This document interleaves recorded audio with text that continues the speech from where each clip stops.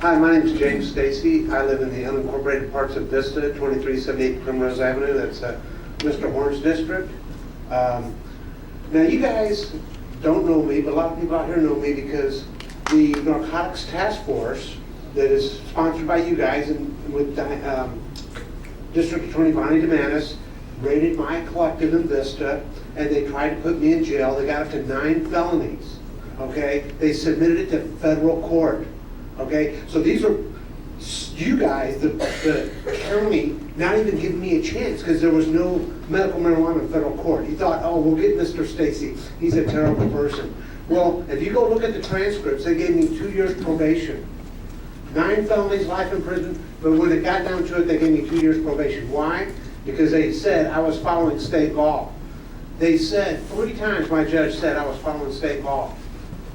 And so they only gave me 2 years probation. But now I'm a felon, and I got 2 years probation because the police turned the evidence over to the federal government. And you're trying to say that you're going to have video pictures of every patient that comes in and out, and you're going to get that to the police, who are going to turn it over to the federal government. And you're trying to tell me that's not a de facto ban? Or, I mean, you're going to go to a place that's going to videotape you and say, hey, you're breaking federal law, and we got a videotape, and we'll give it to the police every day. So that's really funny to me. I mean, you know, I don't see how you guys can see that as any, or, you know, I know you guys are laughing in your heads at us, thinking, yeah, that's exactly what our plan was, is to put you all in prison because you're sick, because we don't have to deal with you. But the people out here, we see it. And I'm just like looking in the future. When we go back and we look at the, you know, like we do now, when we look at the Jim Crow laws, where we set the slaves free, and that the local county boards of supervisors kept putting in new laws to make them continue to be slaves or not let them live in the areas that they didn't want them to do. Well, that's what you guys are doing to us. We're the new niggers, okay? We're the new people that get pushed around, that get our rights denied, and that has all these other people come out and make up lies because they don't like us. Show me a collective that has let a underage person in without a doctor's recommendation. There is not one time where that's ever happened. And if the underage person's come in, they've come in with their parent.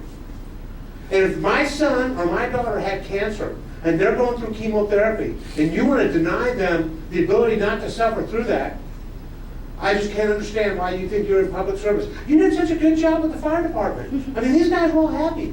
Why are they so evil to us? That's what I don't understand.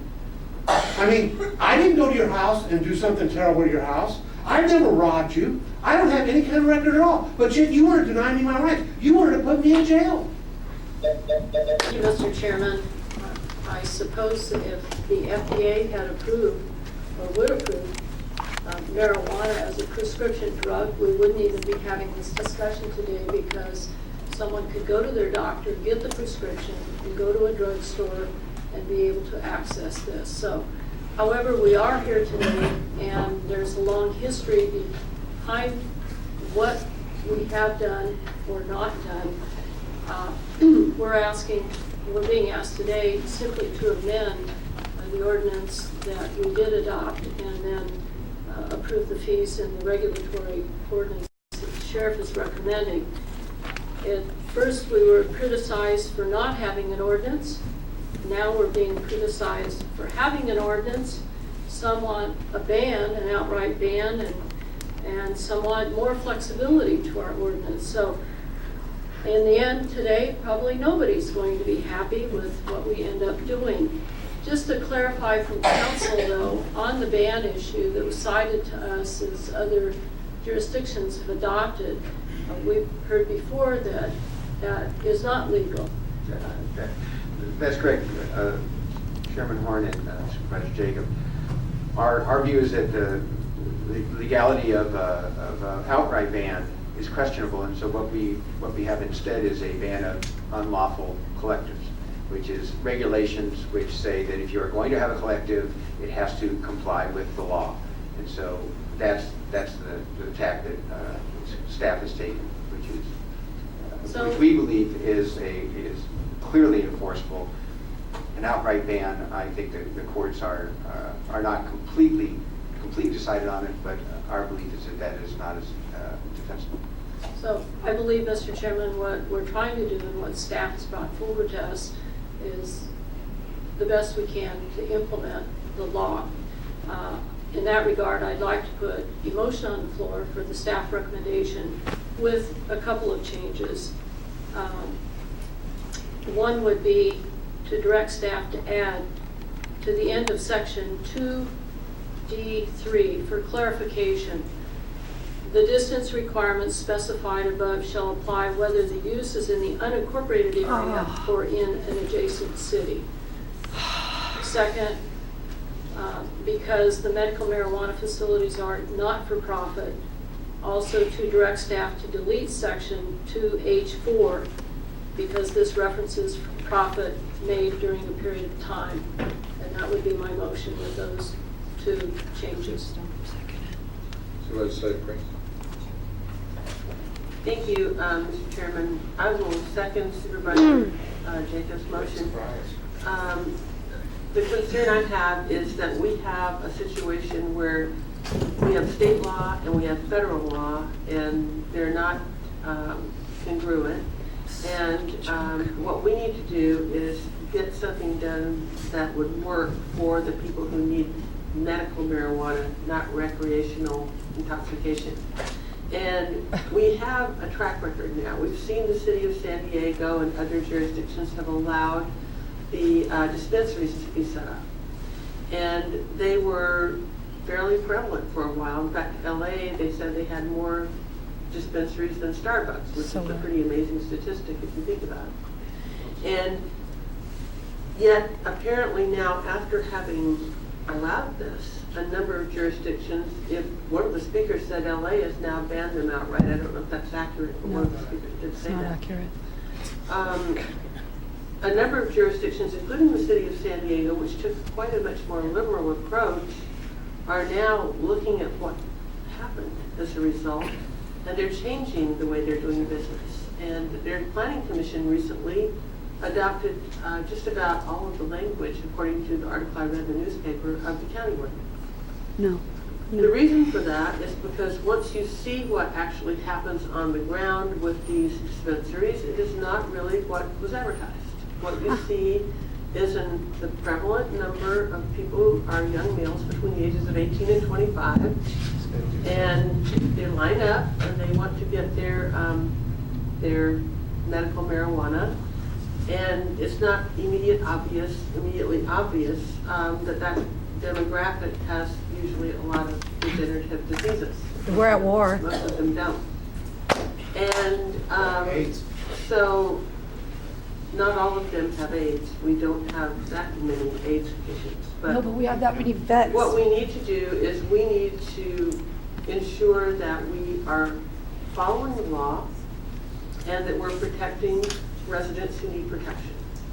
And I believe that is what we are doing here. Bullshit. Now, if in fact the law is, the ordinances are so strict and so restrictive that it is impossible to cite a marijuana facility, a just legal dispensary, then we should look at that, because it seems to me that that would possibly not be in the spirit of the law or even in the letter of the law by the state.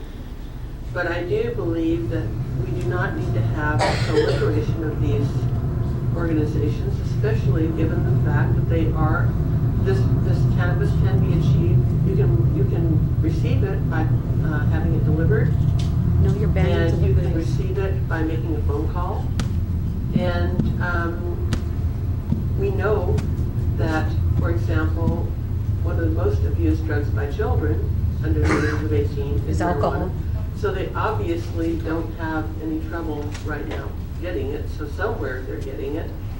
I think what we need to do is we need to look at what we're approving. And if we're approving something that is supposed to be congruent with state law, then that's what our job is here today. So I will second Supervisor Jacobs' motion. Supervisor, Vice Chairman Rowe. Thank you, Mr. Chairman. I think there are some things that most, if not all, of the supervisors would agree with respect to medical marijuana. I've heard the comments before, and I think there is an acknowledgement that there is a legitimate place in the pharmacy of medicines that are out there. And I think what's happened here is we've, because of a state initiative, have taken this out of the realm of the medical and put it into a whole different category. And the same could have been done, I guess, with any kind of drug. And that's what's really created the problem. I have too many friends who are going through illnesses where this is a part of their therapy to say that we don't need medical marijuana. For the life of me, why we dispense it in a pharmacy seems to be the fundamental issue, the fundamental problem. In where we move what should be a medical issue into a law enforcement issue. I think that's unfortunate. The fees that are represented here are no reason to think that's not what the cost is to the county. We've been consistent no matter what we're regulating to have fees that support the county's effort. And while they appear to be high, perhaps that's the price that we're paying by establishing a system of distribution that is completely outside the norm for medical treatment. And I think that's unfortunate. I'm alarmed by what I'm seeing in statistically the disproportionate number of college students who all of a sudden are qualifying for medical marijuana cards. There must be some great epidemic of something. Prove it. Needs immediate medical attention to the use of marijuana that has caused this to happen. And we all know that that's not the case. When I was told earlier during this meeting that you could go online and you could find all this stuff, I thought I would try it just to see what I could find out. And I couldn't. I actually couldn't find out where I could get it delivered. Huh. And maybe I was just clumsy and not being able to work through that. Ironically, huh? But I did find out that there were some enterprising persons now in California is producing medical marijuana cola for distribution. And we've got so much effort into trying to fight other drinks that contain alcohol that are being abused and used by youngsters.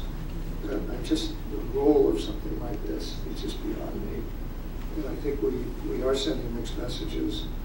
And I think there's a simple and easy fix to all this, and that's to move it back into the medical, completely into the medical distribution system that we have for any other regulated drugs. I don't expect that to happen. I think it should happen. I think people who have legitimate medical needs, and I know too many people in that category, need access to this. And would be very happy going to a pharmacy, as they do for any of the other drugs or medicines that they need. And in fact, they're far more convenient than the locations that have come up and far more regulated, far more consistent with respect to quality and other issues. So I think with this issue, as I understand the staff, this is not really going to significantly change the number of sites. I think unfortunately the number of sites is probably smaller than it needs to be. No, it is going to change it. Now, I don't know how to break through that. I've been on the losing end of those votes before.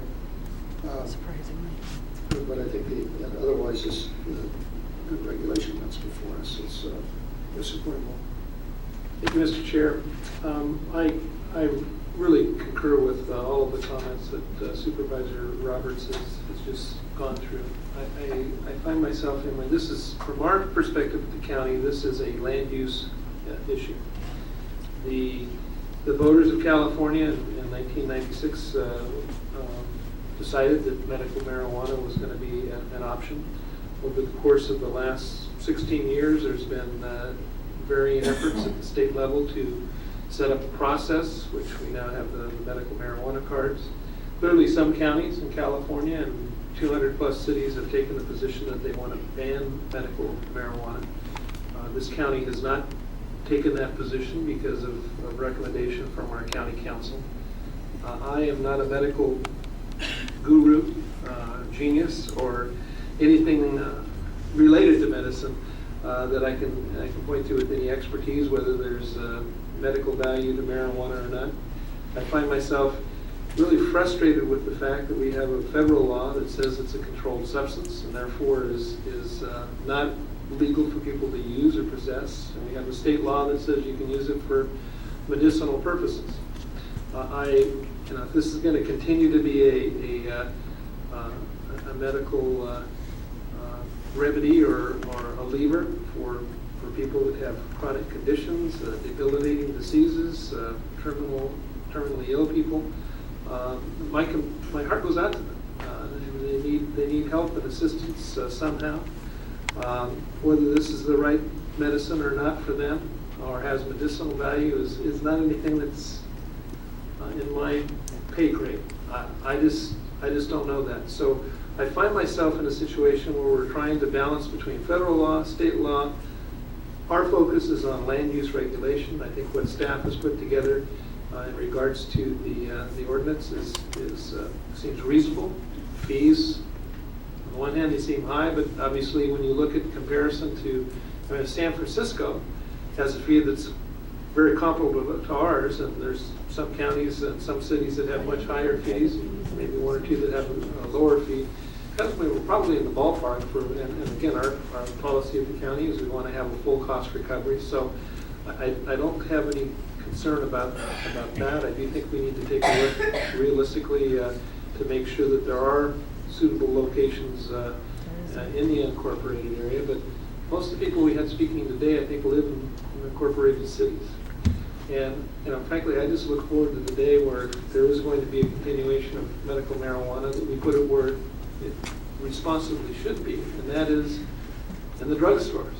Then we don't have to deal with licensing individual sites, and you can go to if it's got legitimate medical purposes, then you can go to your CVS or Walgreens or Save On drugstore and deal with it at that location. So I'm going to support the staff recommendation with the modifications that Supervisor Jenkins. Okay, we have a motion and a second, please vote.